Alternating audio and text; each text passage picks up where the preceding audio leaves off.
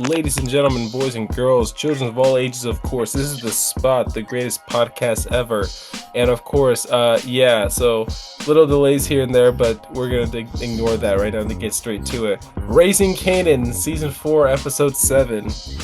Yes, sir. We're near Yes, the sir. end. It's weird to think, too. We were technically 8 weeks, because, you know what I mean? Because there was a gap, right? There was that gap period between 6 and 7, I think. So this is week 9. No, this is week 10, right? I think no. Wait. It's because episode 9 because of the extra week. Hold on. Raising Kaden. I mean episode 7, but I mean March 7th, 2025 is when it aired. Season 4. Wow. And we're in May, bro. It's already been 2 months. That was crazy, bro. Well, yeah, that was. Oh my god, wow. Anywho, yeah, we're kind of at a critical juncture. Is that the terminology people like to use? Critical juncture to sound cool. We're at critical juncture right now at episode 7. I think the last episode ended off basically with Rock and Unique in the kitchen, and I think it was kind of obvious, nothing was gonna really happen besides him lecturing her. So like, what was it, the first 10-15 minutes or some shit like that was just Unique telling Rock that, hey, I hate all your businesses. I'm the one who did this. I'm the one who did that. Here's what I'm gonna do. I'm coming for y'all. You know what I mean? That type of deal. And Rock's just kind of like, she can't do anything. She's just there. But it looks like, I guess you could say, she's seen a ghost. Oh no, that's an understatement. She saw the Grim Reaper. She saw Casper, all in one. Especially, she tried to tell this man how many times that she didn't do this, she didn't do that. This man just doesn't give a fuck. No, and you kind of see the visuals that are pulling up, like right as Unique's talking to Rock, like New Jersey crews taking over the corners and everything like that, and there's not as much bloodshed as I thought there would have been, I guess, but obviously that stuff's coming from the last few episodes of the season. But yeah, no, basically Unique's he's keeping to his word himself. He's ready to run these streets again. Bring it back. Yep, he said he's ready to take these streets back from Rock, him and Phil Russo. So I don't think he told him. I don't think he told Rock that yet, but that's who she's assuming somebody that's scared of Stefano because they haven't really come out of the shadows yet, Yeah, exactly. Because we'll get to, like you said, later. Because basically it's just Rock kind of pieces it like who Unique has to know that Rock's backed by Stefano, and whoever's going after Rock through Unique, it has to be some sort of person who's confident enough they can take on a mob. You know what I mean? Yeah, basically you're not in the game if you don't know who Stefano is. You know what I mean? So it's like you kind of have to be aware. So this is someone that is. So remember, if you think about it too, Rock, she didn't really piece it together. Not Rock, but Unique's had connections to Jersey this whole time. Way back then. No, that's facts. That's facts. Even since since season 2, right? With the Baselli crew. Exactly. Yeah. I think he put on Marvin some game too with Marco Baselli, right? Yep. While he saved, he helped him out in jail, right? Unique did, yeah. Oh no, the other way around. Yeah, Unique was getting jumped, and then Marco helped him out. And then he also told them that, oh no, Unique didn't do nothing. They just jumped him. He just zoomed in on him too. Yeah. Like we knew they were gonna work together at some point. That was it's like power, like you said. Because just how power is kind of structured too. You know what I mean? It's how everything's shaped up and shit. Like they give you minor camera time to even say a line that matters. Bet. Okay. But basically, there's something that's been going on the internet rumor mill for a bit. So basically, there's this thing with Lou and Amani talking, and Lou's just kind of telling her like, "Yo, justice is a thing from the past, and we got together and it happened. Whatever it is, what it is." Do you think Amani's a CI? I don't know. don't think For so. those who don't know, that's confidential informant or a snitch. I don't think so. But she is kind of clingy towards Lou. You know, it is in power. Sometimes the innocent just gotta go or get caught in the crossfire.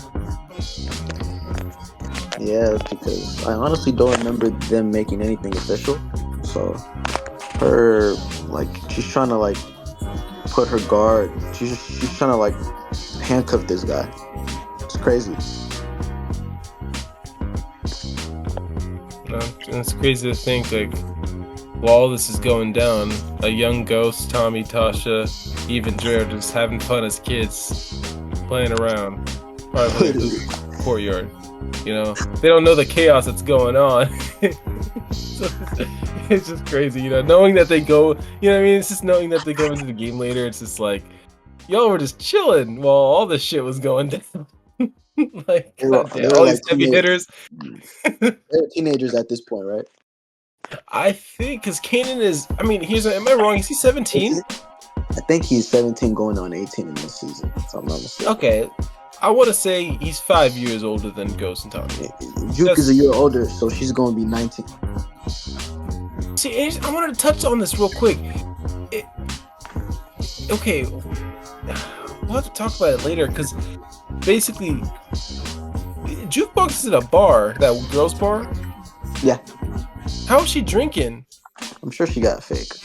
That's what, okay, you know, and I wanted to say something like that. I was just like, thinking, was there an alcohol age I missed? Because I know you could be 18 and drink in the 70s, you know what I mean? But yeah, I mean, I don't know.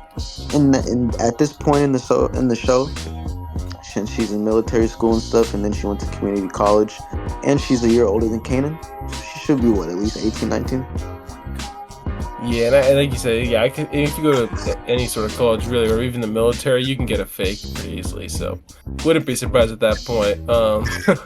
But yeah, no, just crazy. All these heavy hitters are going on, and like I said, just the people in Power Book 1 don't even know what's going on. People in Book 2 are arguably not even born yet. Actually, no, they're not. Yeah, Tejadas are still barely building up. No, but I can't even go. Yeah, basically it focused back on Rock telling the family about Unique and everything.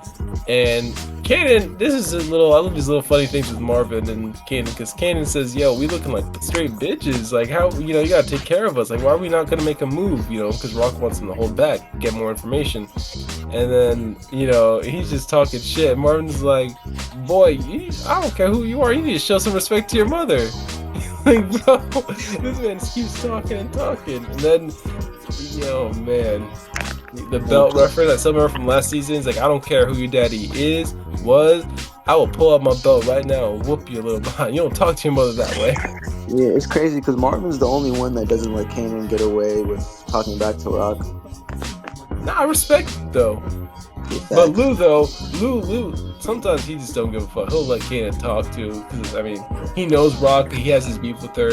He said his piece. You know what I mean? He'll let others add on to it if necessary.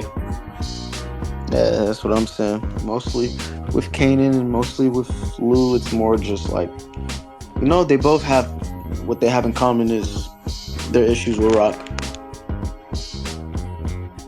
Hey, that could play a factor down the road, big time. Facts. One more season left. Facts. Maybe the family just all comes to agreement that everything is Rock. She's the common denominator and everything. She wants Lou out of being a straight hustler in music. She wants to control Kanan. She's making these bad decisions. Everyone, basically, all these wars and beefs happen because of Rock. So what if it means that the Thomas family has to come together and put down Rock? She's in their way. Just like Breeze was. I can't say that. Man. Just like how, I don't know, I mean, to be continued on that topic. Right. Howard's got family, you know, we got to touch base on that. But moving back and circling down, basically Unique pulls up on Pernessa. Nothing flashy about it. I thought she was gonna think it was like a fake or run away. You know what I mean? But she was ready for it. And I think in some cases, the more it goes on, now I realize maybe they didn't think he was dead. Maybe they just thought he was missing. You know what I mean? Like Ronnie didn't kill him or something like that. You know what I mean? But she just kind of had to go with that he was dead. But yeah.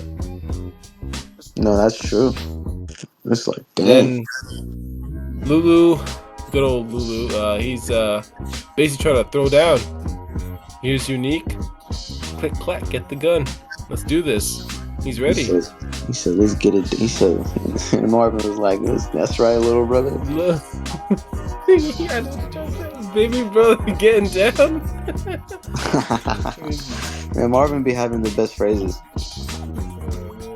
His face was funny too. It's just he was smile. He couldn't be. He was a really proud brother in that moment. Shout out to Lyndon Brown, doing a great job playing Marvin. Great, no, awesome, incredible. Honestly, fits the role, raising Kanan very well as a '90s character. Probably, he could have honestly. If you had to pick another book, what book would he have, I guess, best been a part of? Honestly, because he could fit all of them, in my opinion. Yeah, you could put him in any book. He's just one of those actors that you could just put in anything, and he's gonna do is he's just gonna let it fly. It'd be interesting to see how he'd be in book 2. He could be a cop in book 2. That's what I'm saying. But anywho, getting back on track again here. But yeah, basically, in all these things with what's going on, you know, with Unique and whatnot, Pernessa's basically trying to tell Unique, like, yo, I don't think Rock did this. Even though it's crazy because Unique was banging Rock, and Pernessa knew, she would have some, and she pulled a gun on Rock, she would have some sort of beef, but time goes on. You know, you kind of become more stable understanding, but Unique isn't stable in understanding because he was on the brink of death. He was beaten to death, essentially. But yeah, Unique just blows a gasket and blows up, but Pernessa just kind of agrees with it. Just, I guess, in a more sense that like she just misses Unique so much that she doesn't want to lose him again or some shit. Which I understand. You know, you gotta understand coming from her point of view, single mom. You know what I mean? I understand. It's not like she's in the wrong. People are gonna say, "Oh, she's in a hostage situation." No, she's not. She can leave whenever she wants. She just misses Unique a lot. Like, you don't just, you know what I mean? Imagine someone's just missing and they just pop back up in your life. You know what I mean? You can't just drop it. No, that's facts. That's facts. Especially if it's somebody that you love unconditionally. It's kind of tough.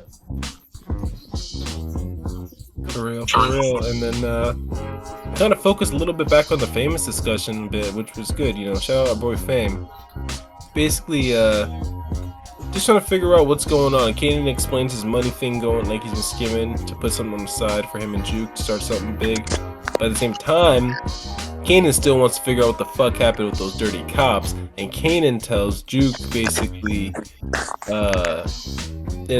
you know, just try to figure out what's going on, who went after Famous, so forth, so on. And they just, yeah, it's just pretty much that. And I like how they incorporate Famous' story too, without showing him on this. Was he in season 4 at all? Like, was he signed for anything? Did I miss something? Like, is he confirmed he's not in season 4 at all? No. I think they showed him in the first episode, but that was just the back of his head. But it wasn't. I don't think it was him. It was about somebody else. Okay, fair enough. Well, either way, basically Rock and Marvin are off to talk to Snaps and Pops, and like they want to know who the fuck is backing Unique, but it's kind of interesting because, you know, you don't expect them to work together or gain reliable information from each other because I assume they're beefing constantly. The Snaps and Pops just care about their money, and well, at the end of the day, their money's able to be protected or secured in the sense of Rock being in the game, which is weird, but they've come to agreement, I guess. Then Stefano pops in with the hot news. It was the New Jersey families. Yeah, no, it's the New Jersey. That's crazy. Stefano, when he pops in with that, yeah, he knows. Mobsters know how to get that information, especially when they're all Italian. I mean, news is gonna go through the grapevine pretty quick.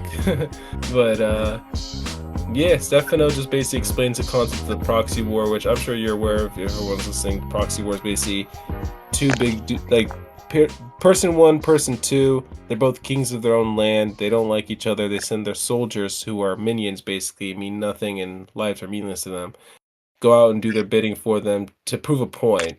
So person one can say, I'm better than person two, or person two can say, I'm better than person one.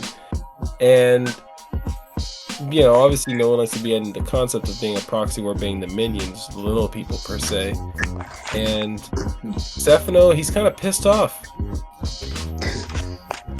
No, Stefano, man, the way he phrased that was hilarious. Yeah, but he's just really pissed off because Rock is trying to see a positive in a negative situation. That's true. She had a little too much hope, though. Yeah, exactly. And, I mean, it gets even worse a little bit, because then Kanan's stash is robbed. And we all know who the fuck it was, just based on power. You know what I mean? They showed OC scoping it out. And, spoiler alert, they don't show what the fuck happened, how OC found the right locker. They don't. Yeah, Did they? Did I miss something? No, I mean, they never showed it to us. Nope, they did not. So we're gonna move past that weirdness right there.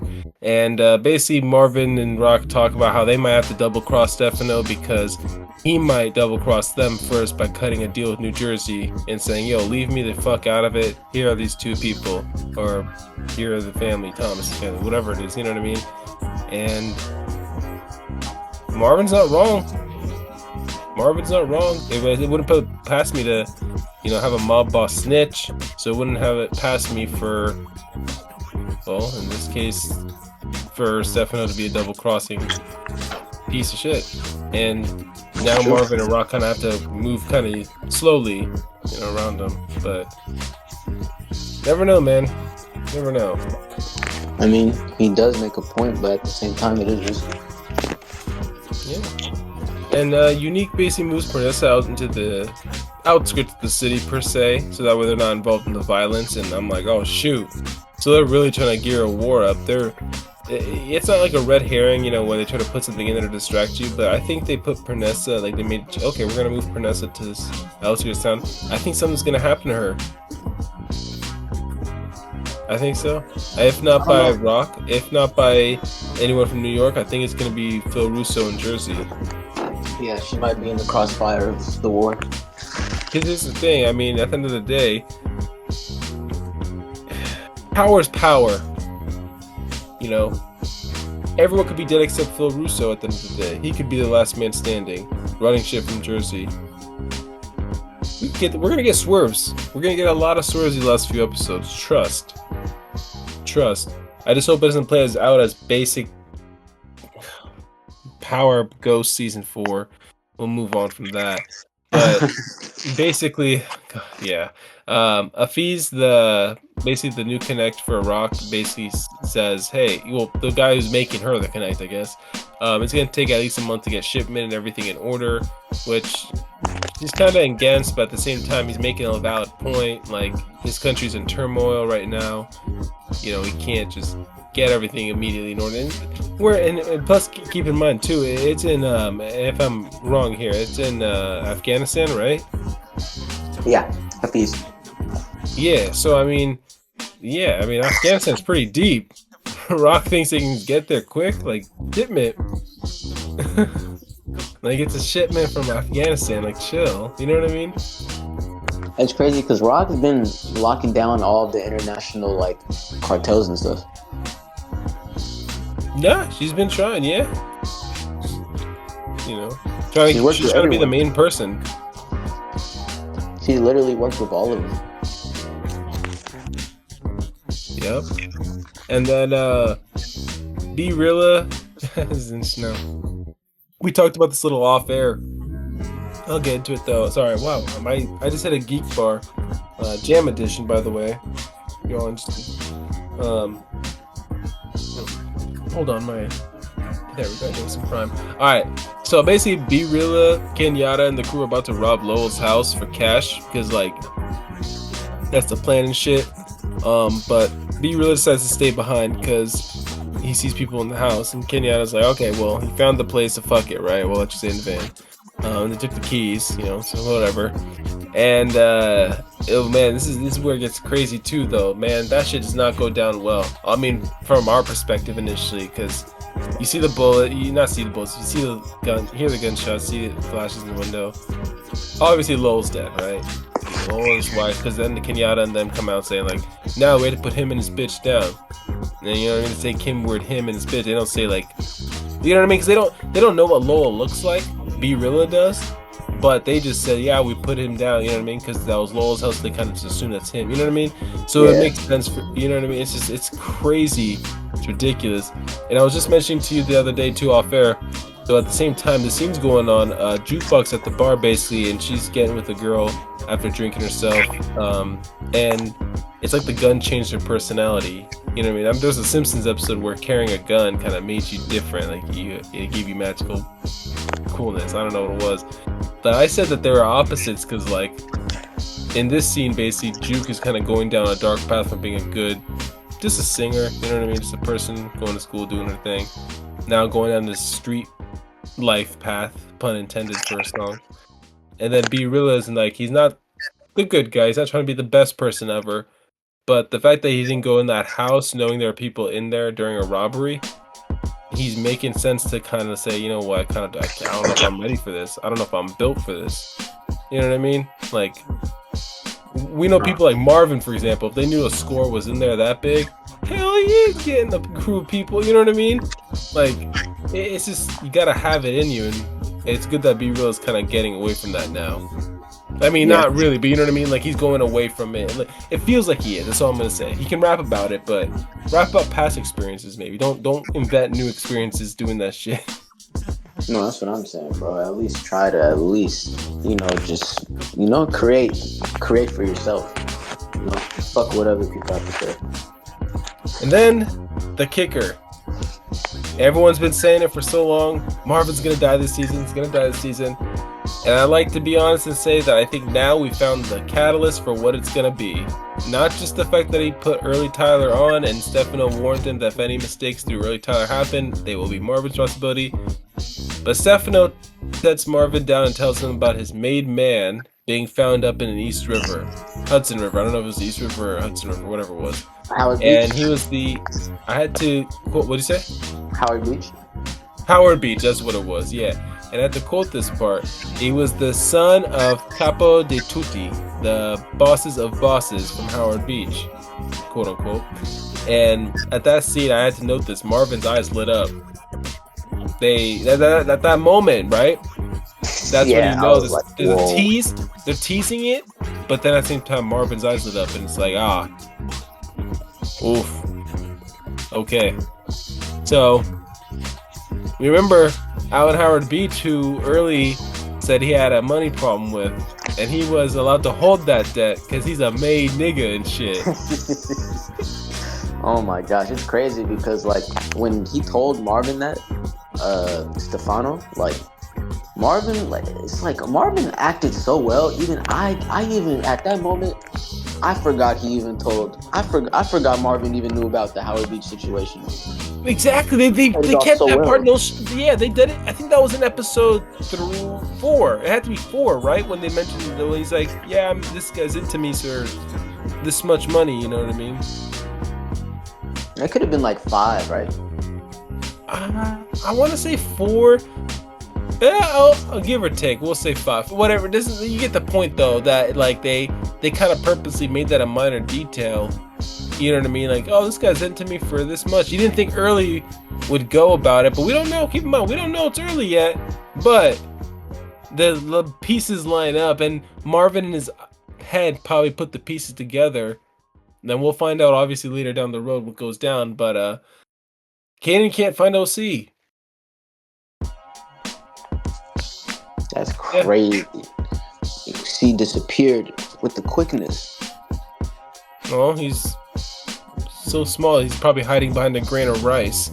But Lowell's office basically called in and said, called Lou. He called Lou and said he'll be in. And this is where it's funny, Lou, because Lou was like, huh? shaking. B-Rilla is really, he was shaky, bro. B-Rilla Bro, is a you can shaky see even character. bro, even Lou is chilling, but he can even pick up on some vibes. He's like, wait, Lowell's coming in. He's like, yeah. He's coming into the office. He's like, yeah, nigga, what I say? He just coming in. And Lou's just like, then when Lowell comes in, he's like, you won't believe it. I had to talk to this cops about 2 people in my crib shot dead. Then Lou turns over and I'm like, ah, be real, you stupid ass, bro. Even Bro. Lou's smart enough to piece that shit together, bro. Like, he didn't say anything, but you know Lou's like putting that shit together. Like, did something happen? Because right when Lowell walked in, that's when Lou's expression kind of changed. You know what I mean? Yeah, Lou noticed that B-Rilla was acting strange, but he didn't. I don't know if he pieced it together yet, but he He didn't definitely piece noticed it. that something nervous. Yeah. He noticed. Basically, he noticed the behavior shit. Like, he noticed like Rilla was like spooked to see Lowell in a way. You know what I mean? He was spooked in a way. Like, why would you be spooked to see someone? You know what I mean? Like that kind of deal. So, pretty simple, straightforward.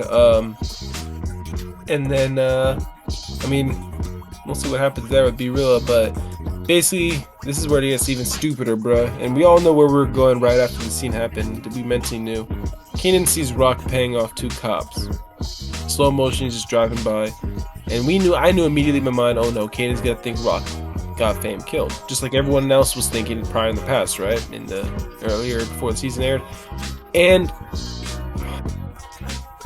even I knew, but Kanan never saw them, to be fair. This is interesting with Power. It's from the viewer's perspective. We know who those cops are. Those are the ones who were giving Rock the dirt, basically. Not dirt, but they were giving her annoyances, grievances, like her, to protect her business, basically. She had to pay them. That's all it was. Those are the same cops. Yeah, and it's just like this guy Kanan, his hatred for Rock has really deepened and sorrowed over as the series goes over time. It's like, dang, it's that power dynamic where the child is gonna, you know, is gonna hate the parent, you know. Despises the child, despises the parent. You know, we know how the story ends. but hopefully it doesn't end that way with these two. No, and you know, Kanan kind of puts it together. Think about it too. D-Wiz. You know, obviously we know the story about D-Wiz's murder. Like, that was just to protect Kanan, but you know what I mean? Like, Rock would, you know what I mean? There's reasons behind it, but Rock would, if she did D-Wiz, she would do famous. This is Kanan's logic. You know what I mean? That's his logic. Which, whatever, right? Yeah, that's true. And then Unique basically pulls up and visits Snaps and Pops. He's ready to get their backing. He's ready to basically see about getting some assistance, and they're surprised too. They're like, "Oh, so he has risen." You know, they're like, oh, "He's here." Wow, what the heck? We see that scene fade to the black, and then after that we get to Kanan and Crystal, correct? Yeah, and so notice terrible. He's just sad. He's just like, Rock killed Fame. Bro, the way he said it, it's like, wow. So that's just gonna be in his mind. Kanan was a dumb kid, bro. Tariq was smarter than him at that age. The actor, Makai Curtis, though, he does a great job pulling a Kanan. Because I imagine that's older Kanan saying that shit. But if I'm comparing him and Tariq at their ages, like, Tariq was smarter. Oh yeah, Tariq's smarter. Kanan's more ruthless. Facts. Yeah, brains and bronze. You know what I mean? Yeah. And this is a lot, but after a heartfelt speech, back and forth, Rock just kills her mom. Not like pulls a gun on her and shoots her, but like gives her the morphine. Yep. Yeah, gives her the morphine and boom. I mean, goodbye, Mama Thomas, right? Not Before Rock. that, wasn't she talking to Lou and Marvin about like how their kids turned out, how their mom treated them? But how does that mean Juke and Kanan should feel the same way? Say it again. Because remember when Marvin Marvin, Rock, and Lou, they were talking at the hospice about how like their mom raised them, but then Marvin said, "Okay, so is that how Juke and Martin and Kanan should view us?" Hmm. He makes a good point there, you know. I mean, And then Rock tries to disregard it a little bit, but then she starts to listen. And then her and Rock and Marvin, they're having a little conversation. You know, Marvin's pretty much telling her, you know, to relax, you know, to chill. And then to see their mother. And then, yeah. I guess we get to, you know, she wanted Rock to end her pain. Rock was happy to do it. No, you knew she was foaming at the mouth. Oh my goodness, they really wrote it out for her to kill her mother like this. This damn fucking wow. What is it with power and killing parents? Some bullshit. Why they gotta kill her? Why not have her die just by her cancer? What the fuck? No, I genuinely just don't get the logic of parent killing and power. This dynamic is stupid. Like, bro, this is gonna influence the wrong people, bro. Like, I'm not gonna lie. Like people are gonna probably see their parents like, "You're in my way. You're in my way of getting my girl, my dreams at 16." Like, bro, what? you don't know what you're doing, son. You can't go back. You know what I mean? Like, bro, you tell me if that was good writing at that time, because I thought that was stupid. Like, what? Like, I'm thinking the same. Like what you just said right now, bro. Like, it's just like it's crazy how they wrote that out in season 6 of Holding Power. Like, what? Like, are you guys serious? Straight up shot him, and his logic was like, "You're in my way. You're gonna get me arrested." Bro, what type of message is it? What type of message is that? That's a fucked up message. It's not to accept your crimes. Are you saying you don't accept your crimes? You want to kill the person who could turn you in, even if they're your dad? Like, bro, what? Bro, I couldn't believe the message. Like, that was terrible. That does not happen. Nobody's gonna kill your dad off because they're like, what? You're making me fucking silent. You're making me tell. No, it's ridiculous.